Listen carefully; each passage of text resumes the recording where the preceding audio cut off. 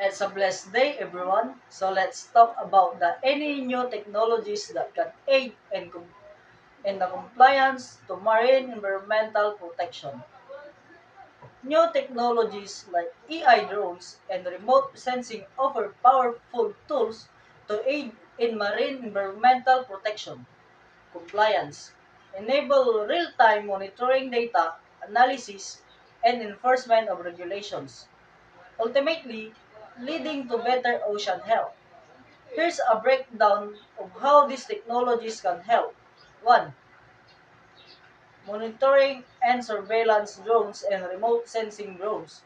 Equipped with cameras and sensors can monitor coastal areas, detect illegal fishing activities, and track pollution sources. Satellite imagery and remote sensing technologies provide a broader perspective, allowing for analysis of data areas and long-term trends in ocean health. AI-powered system. AI can analyze vast amount of data from sensor satellite imagery and acoustic recording to identify anomalies, track marine life, and detect pollution events.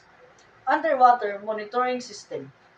Submersibles remotely operate vehicles and voice equipped with sensors can monitor water quality, track marine species, and assess the health of marine ecosystem.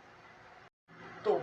Data analysis and decision making. Big data and AI can process large data sets to identify patterns, predict environmental change, and inform policy decisions. Real-time informations exchange technologies facilities real-time communication and data sharing among scientists, policymakers, and conservationists enable faster response to environmental threats. 3. Enforcement and compliance. Vessel tracking and monitoring AI-powered system can track vessels' movement and identify potential violation of environmental regulation.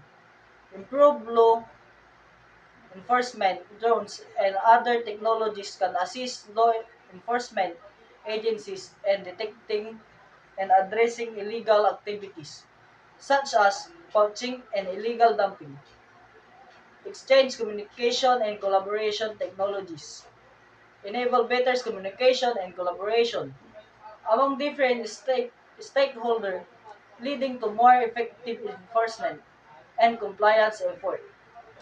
4. Specific example of technological application ballast water treatment.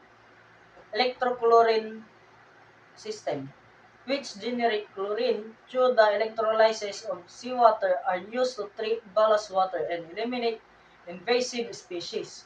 Marine air pollution control. Exhaust gas cleaning system or Scrabble. Reduce harmful emission from ship and LNG-powered vessels offer a cleaner alternative alternative to conventional fossil fuel. Plastic pollution detection and removal. AI can analyze satellite imagery to identify areas with high concentration of plastic debris, facilitating cleanup efforts. Thank you for watching.